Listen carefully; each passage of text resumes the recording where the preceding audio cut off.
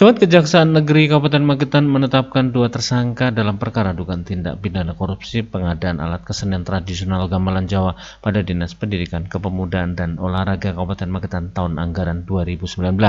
Kepala Kejaksaan Negeri Magetan Yuana Nursia mengatakan kedua tersangka tersebut masing-masing berinisial S selaku pejabat pembuat komitmen atau PPK serta YSJI Direktur CV Mitra Sejati. Yuana menambahkan, dari hasil penyidikan terdapat perbuatan melawan hukum dalam proses pengadaan gamelan yang mengakibatkan kerugian negara sebesar Rp520.524.000.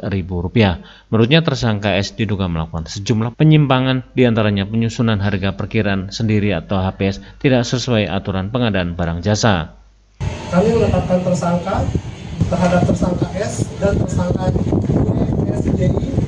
Kedua tersangka tersebut ditetapkan sebagai tersangka karena ditemukan alat bukti yang cukup yang telah terjadi tindak pidana korupsi dalam perkara tindak pidana korupsi pada kegiatan pengadaan alat kesenian tradisional gamelan pada Dinas Pendidikan dan Kepemudaan dan Olahraga Kabupaten Magetan tahun anggaran 2019. Pelaku juga melakukan penyusunan HPS tidak sesuai dengan peraturan pengadaan barang dan jasa, yaitu tidak membuat harga berdasarkan hasil survei.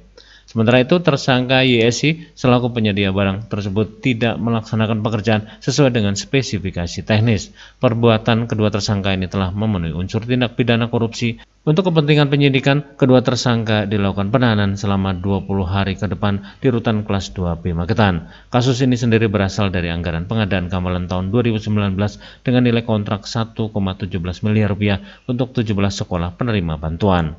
Adapun peran dari tersangka S, yaitu sebagai pejabat pembuat komitmen, telah melakukan perbuatan sebagai berikut, yaitu 1. Tidak adanya pengajuan proposal pada alat kesenian tradisional gamelan Jawa dari sekolah penerima bantuan. 2. Penyusunan HPS tidak sesuai dengan peraturan pengadaan barang dan jasa, yaitu tidak memuat barang hasil survei. 3.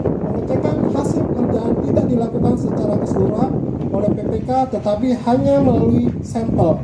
4. PPK tidak mengenakan denda kepada CV Mitra Sejati atas keterlambatan barang yang datang. Dari Kabupaten Magetan, Adima Sukoco Rahasia FM melaporkan.